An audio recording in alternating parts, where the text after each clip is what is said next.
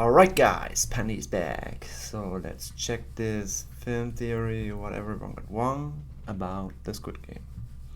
Let's hop right in.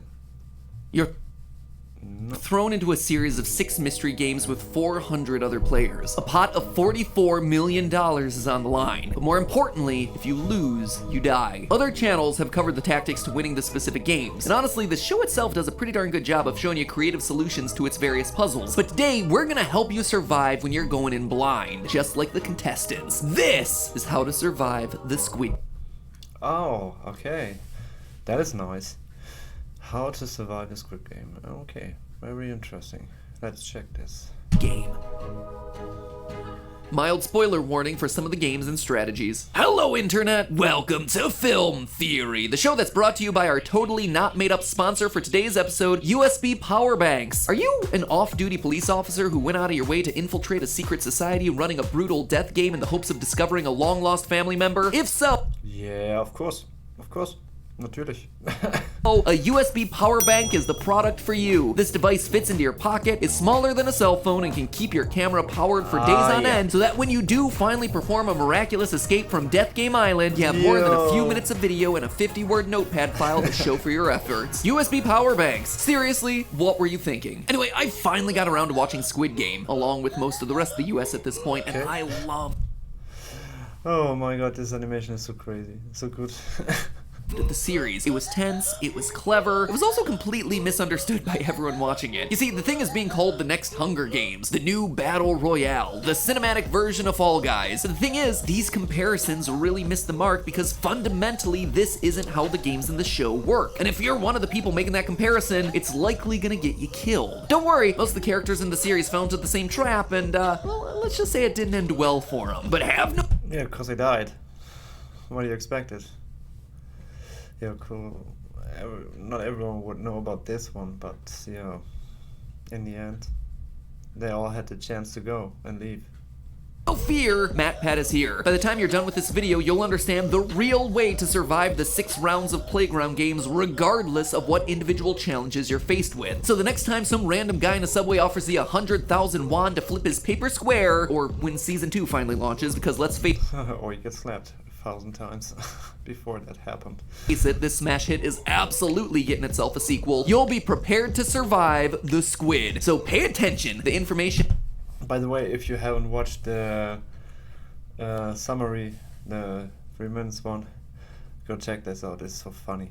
It's so funny. Check this out. This one is so... Ooh. I couldn't stop laughing most of the time. It's very funny. Let's go. Today might just save your life and make you rich in the process. For the 10 of you out there who still haven't watched Squid Game, here's the briefest of summaries just so you get through today's theory. Gion is a down on his luck gambler who's in dire need of some cash. He's got loan sharks after him, his mother can't afford her surgery, and on top of that, he's gonna lose custody of his daughter because he can't afford to pay a lawyer. Desperate, he agrees to play the highest stakes game imaginable. He's whisked away to a remote island with over 400 other competitors where, in order to win, they have to survive 6 different children's games. Some of them... Yeah, children's games.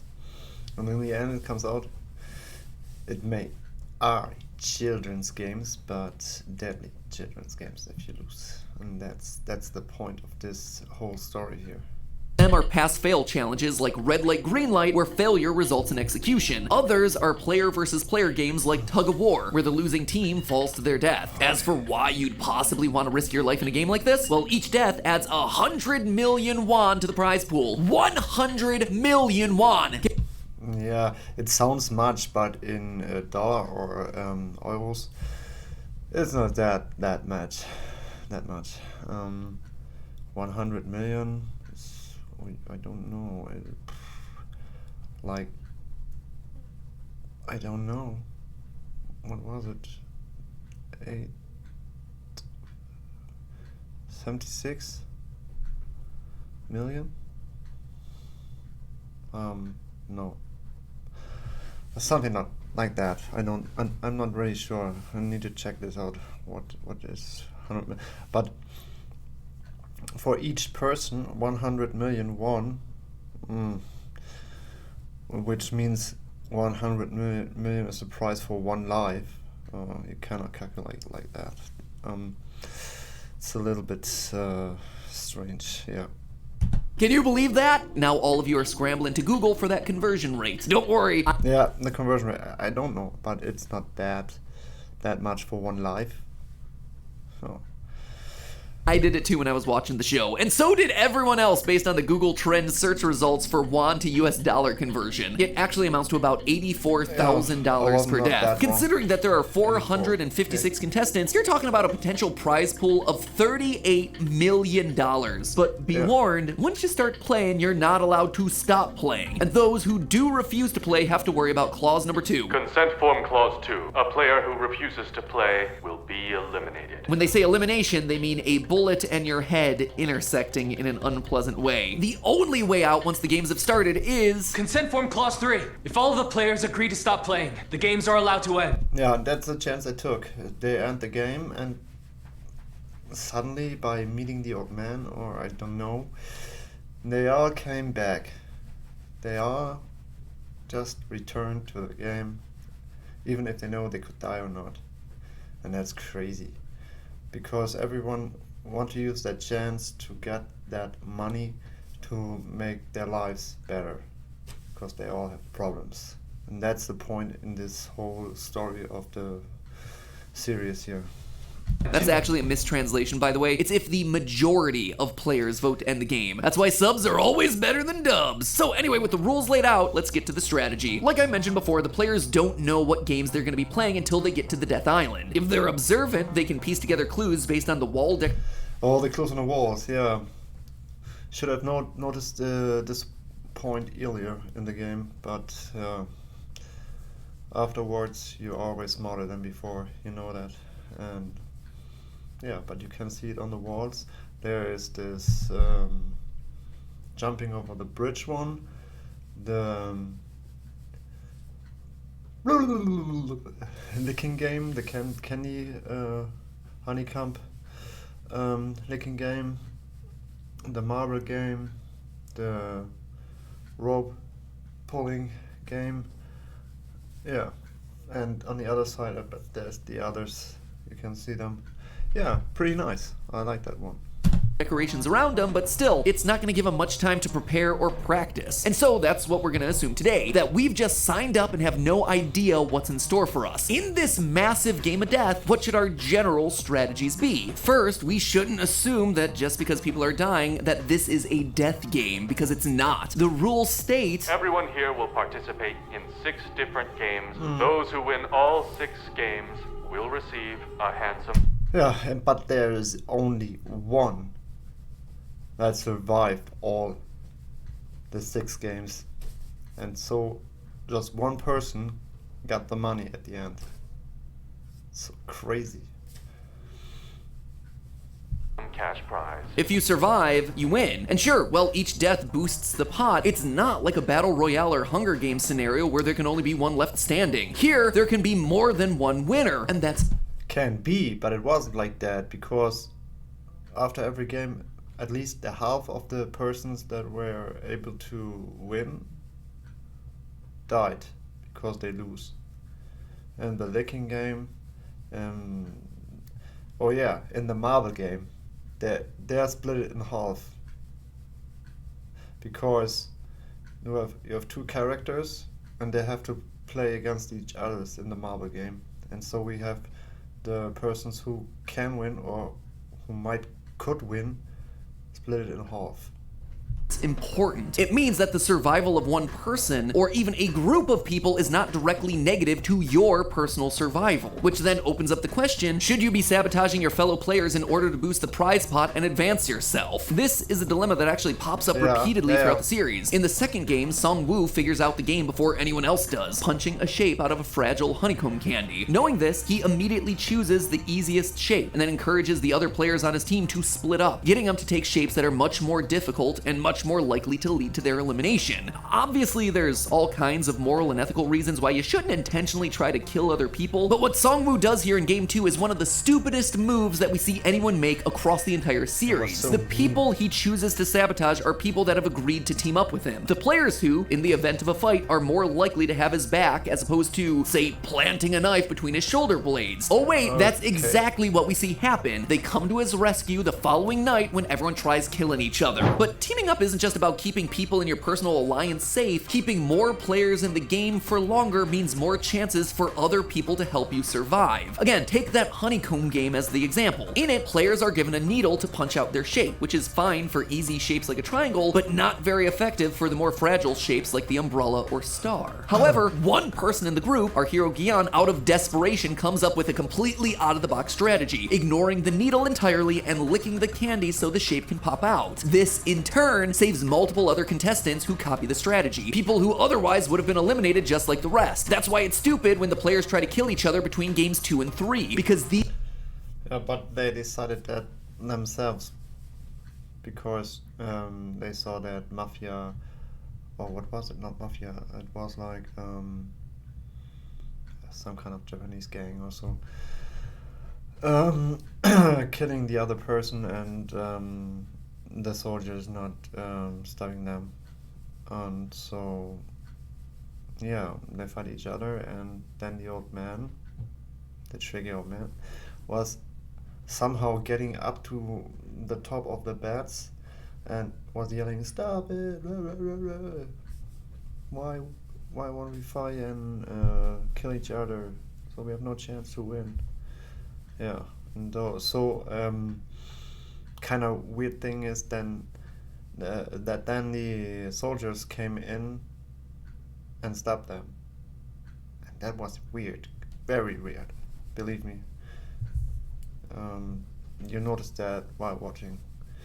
These are men whose lives were saved by the person that they're now attempting to eliminate. You know what they say, 2 heads are better than 1, so 50 heads should be even better, and 400 heads is even better than that. It's why the internet hive mind is so good at solving puzzles. Everyone brings their own experiences and expertise to the table. So let's just say that you were, I don't know, faced with a challenge that involves jumping across panels of glass, with 50% of those panels being tempered and safe to stand on. Well, it would be really helpful if the group had someone who is a glass expert that could tell the difference between tempered and...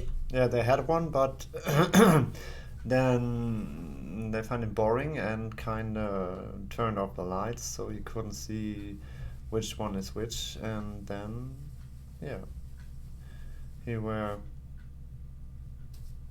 pushed down, and so,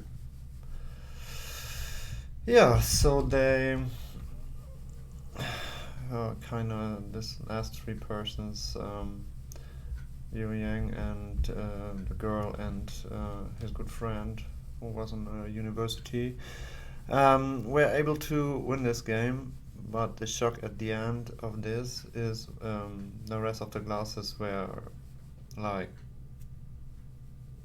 poofed, like exploded, and so the glass pieces came directly in their way and cut some face, and she got a piece of glass into her belly or something like that, and was like out bleeding, and so she almost died like that. And then the friend from the main character killed her with a knife.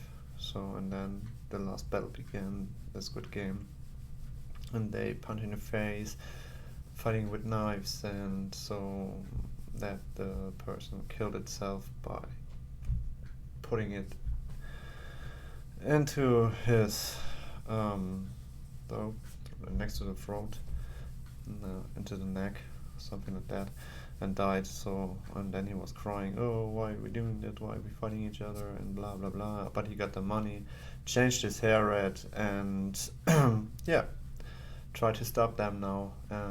Yeah, that's so crazy.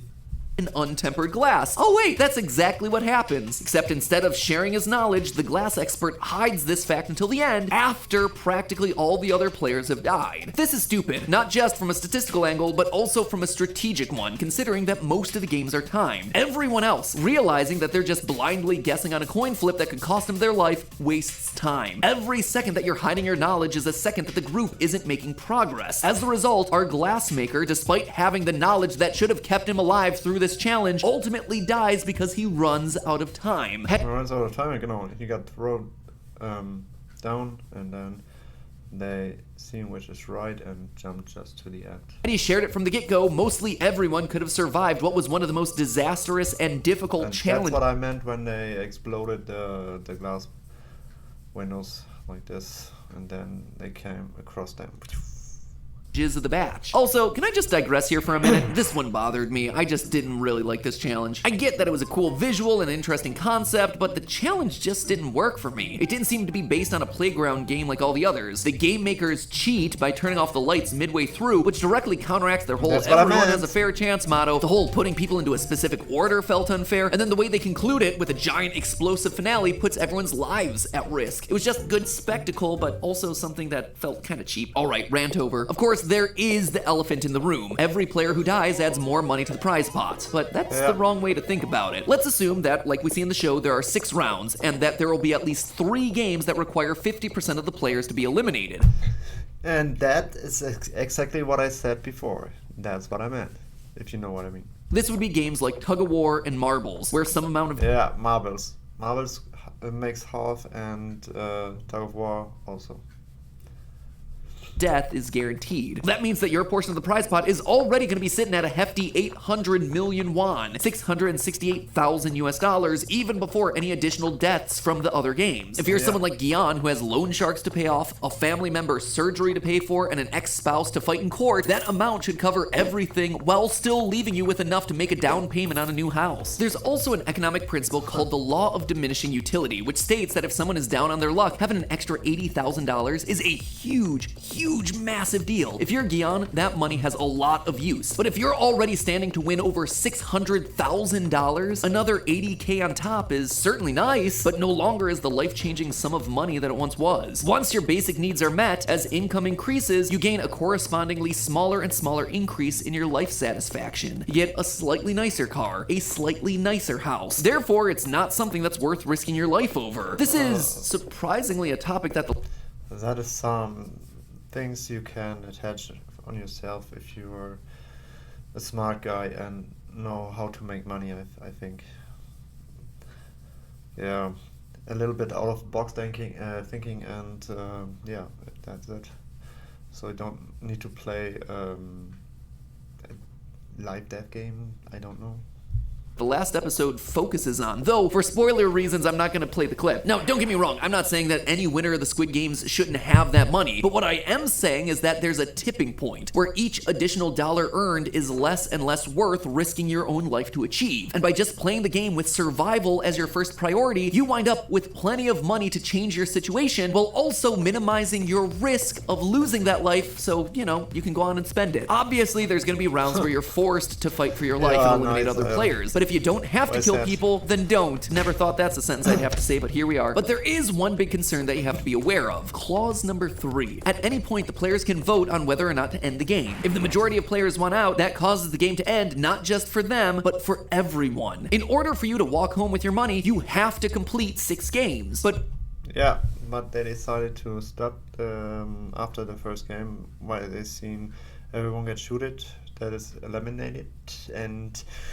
yeah, that was kinda crazy, let's say so. people will probably vote to escape the games if they're put into a position where they're almost certainly gonna die. So with that in mind, let's go back to the glass bridge. Unless you have outside knowledge of what tempered and untempered glass looks like, the game is generally decided by random coin flips. And by coin flips, I mean the first few people in line coming down with a mild case of death for the good of the group. In the challenge, there are 18 sets of panels. Worst case scenario, you have 18 deaths. The best case scenario is 0 deaths with the person in front correctly guessing every time, but fat chance there. As player number 3 correctly estimates when he's 3 panels in. Probability that I'll get everything right is Hey, you got this! 1 in 32,768. Overall, if you're first in line, you have a 1 in 262,144 chance of survival. The average here is 9 deaths, with the probability distribution curve basically looking like a bell curve, which you can see using any binomial visualization tool. You have one of those handy, right? Using that probability chart, we can see that the first 6 people in line are basically screwed, having less than a 5% chance to survive, while the people going 13th and later have a 95% or better chance to survive. But That's true. It's always like that. When someone is jumping in front of you, you always have a better chance to survive, because that person finds out which way to go, which glass is safe and which not, if he comes far, let's say so. But that's the whole progress, and the afterwards person are always on a better way to go there then. But even if you're trapped in the game with no calculator, it doesn't take a whole lot of brain power to determine that you do not want to be one of the first 9 people to play. So you, as a smart player, hopefully chose not to be one of the first few people in line, but even if you're feeling good about your odds of survival... So that the main character was confused about 1 and 16, and so that he got the 16 was pretty smart, because he was the last one, I think. Yeah, he was the last one. He was 16, I guess, and that makes him actually on the best position to win that game. So.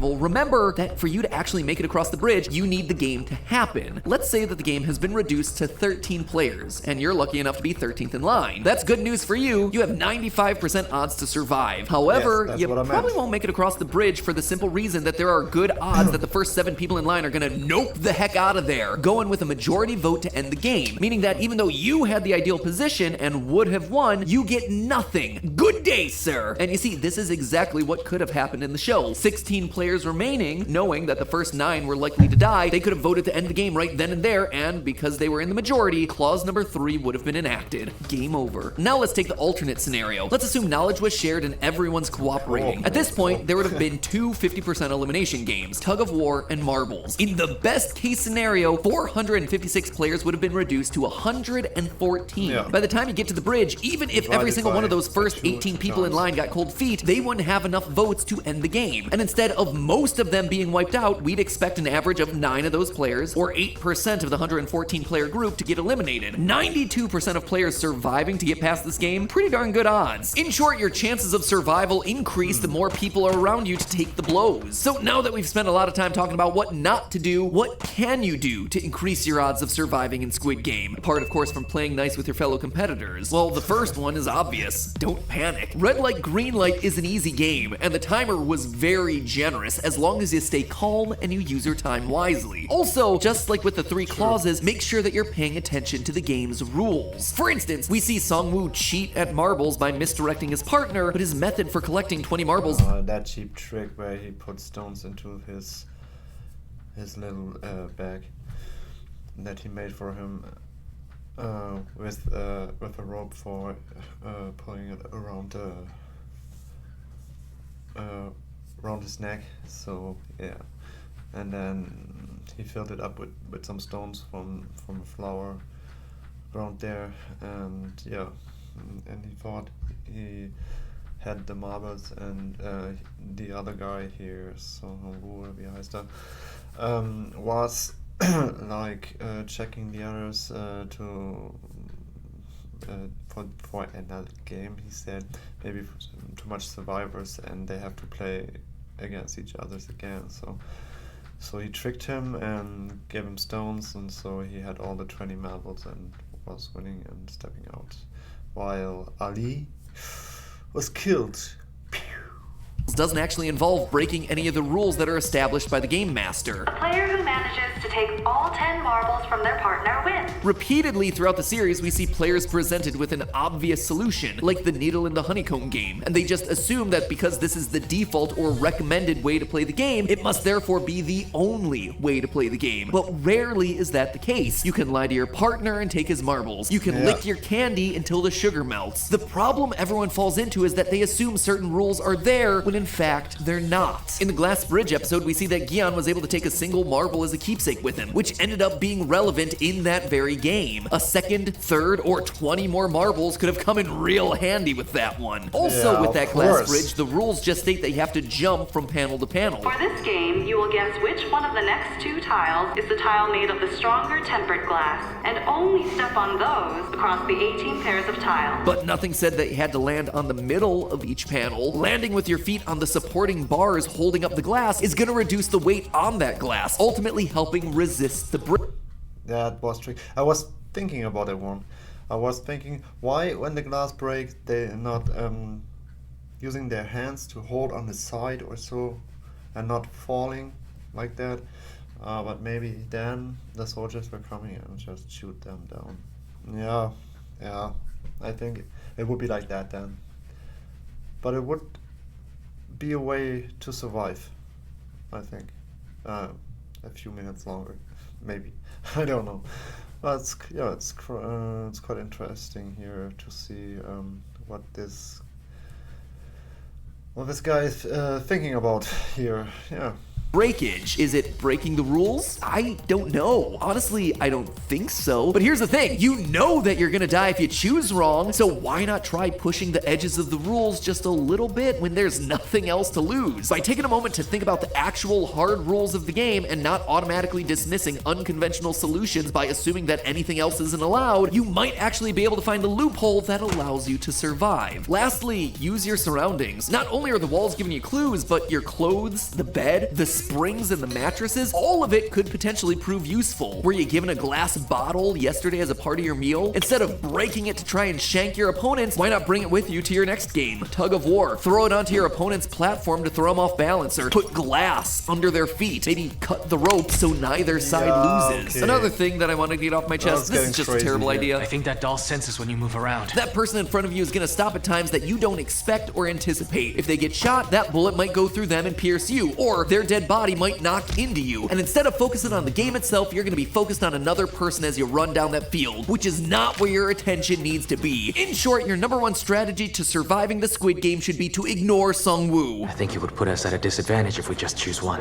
You think? For being the smartest person in the room, all of his ideas are dumb. I guess except for the tug of war game. Anyway, if you happen to meet a well-dressed man in a train station who invites you to throw squares of paper at each other, now you know what to do, and that's to say no. Because unless your desire to win more than $500,000 is greater than your desire to have more than a 12% chance of surviving the next week of your life, it's not gonna be worth it. But hey, that's just a theory. A film theory. And here's a game for you. Press that subscribe button as fast as you can. See how many times you can press it. Okay, alright. I did that already, and I give you a like as well, because it wasn't that bad.